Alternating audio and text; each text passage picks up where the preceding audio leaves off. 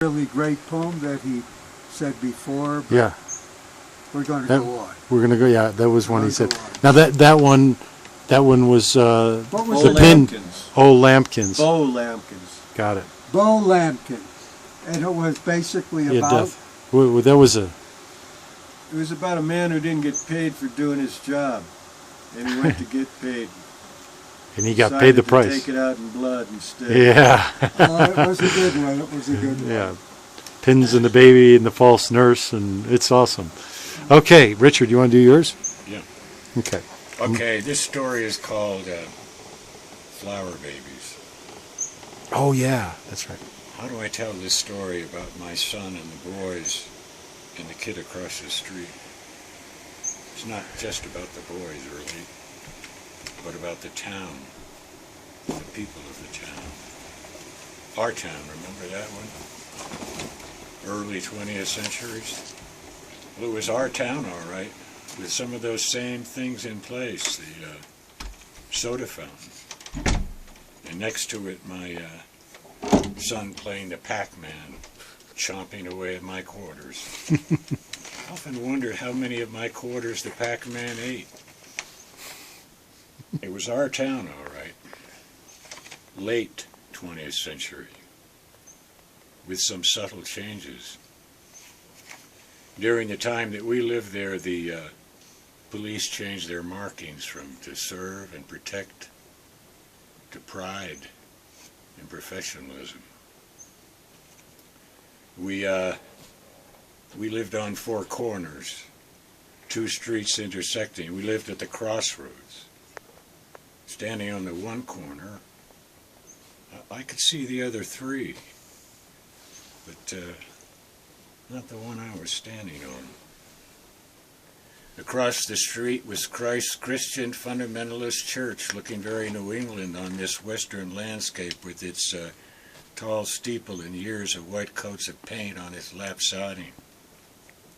And on the diagonal, a two-story apartment building, out of which the Vietnam veteran would wheel himself daily, at first accompanied by his wife.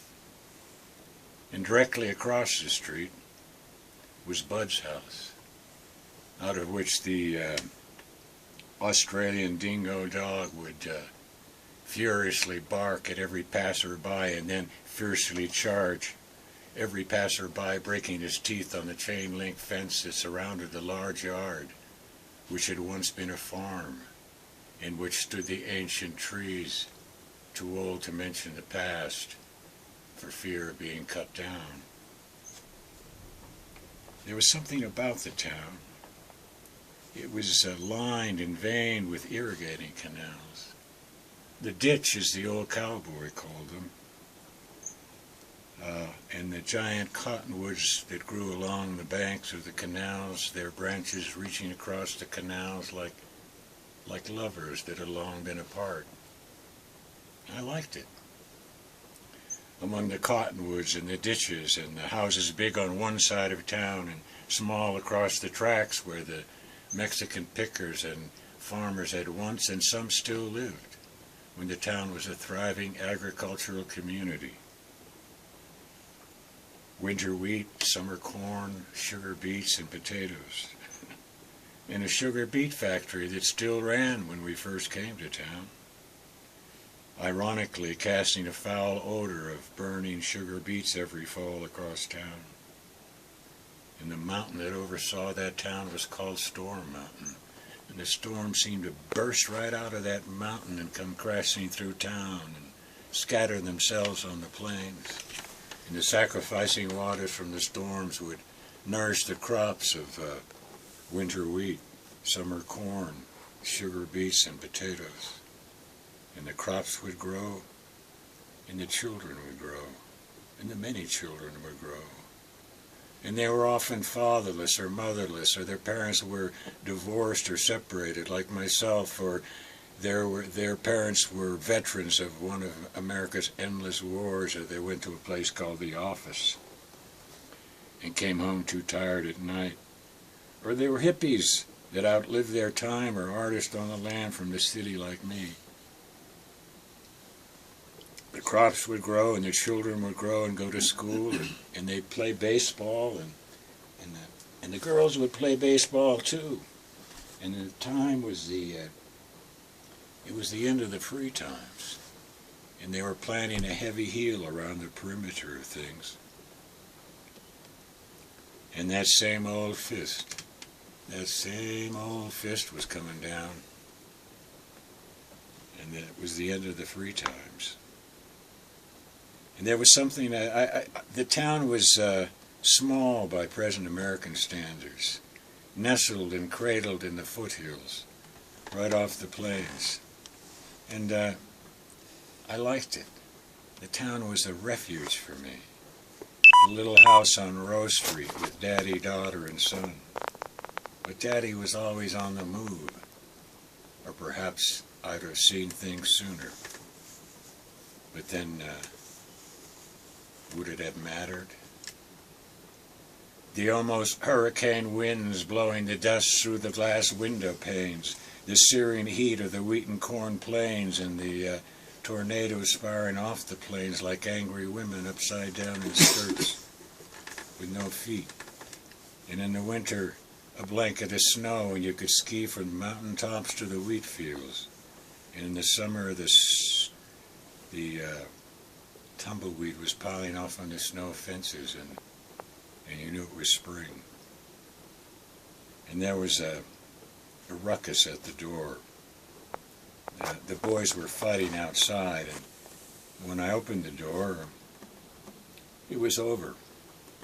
And Bud was introducing himself as the upright Boy Scout Western self.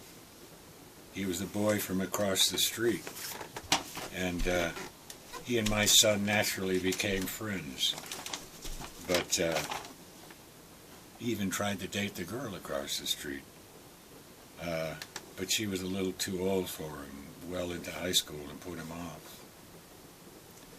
I always wondered why he called his boat the Jolly Roger. That was before the time I was literate, the time of making boats of toys, and then of rafts, and now the Jolly Roger, in which we would be, a boat that could sink. Now I'm going to tell you about the people of the town. People often confuse freedom with license and discipline with punishment, and that's what happened here. I don't know whether I first picked up on it. Was it the ticket for driving a vehicle without a driver's license or plates, a vehicle being some kind of a soapbox on wheels? His mother and I, although divorced, we were always together on the children's behalf. We went downtown on that one. I had to plead with the DA type guy to drop the charges. We had to work at it. We had to take him back in time where he admitted having done the same thing himself when he was a boy. And it was really kind of funny, really. And I was just getting ready to tell the judge that the DA had done the same thing himself. But then he told me something that wasn't quite so funny. There are almost 100% success rates of these real vehicle tickets and small alterations and etc. And the etc. was to come out down the line. And anyway, he finally decided to drop the charges. And after a time, I really didn't think that much about it when the boys got caught running the go-kart in the street. But after a time, I realized that there was a connection between this small town junior high school and the police. The vice principal of this small town junior high school had a looking like an old-time school marm with her long dress and high collar, or better yet, something out of Little House on the Prairie. Had a checkered past herself. She had once been a Playboy bunny and posed for Centerfold in Hefter's magazine before that evangelical turnaround. And that centerfold was to turn up from time to time. And had Cyrus and the boys found that centerfold and passed it around. There've been some Snickers lately. In the vice principal's office, that evangelical fundamentalist shield fell across her eyes like a roadblock in traffic. The traffic was pretty heavy here with what we were talking about. Joints on the playground. What do you mean some kid said my son could get him one? What do you mean have I ever searched his room? That never occurred to me. Why would I? And it was that moment that the vice principal looked at me and said, we don't have any alcohol, cigarettes, or beat drugs in our house.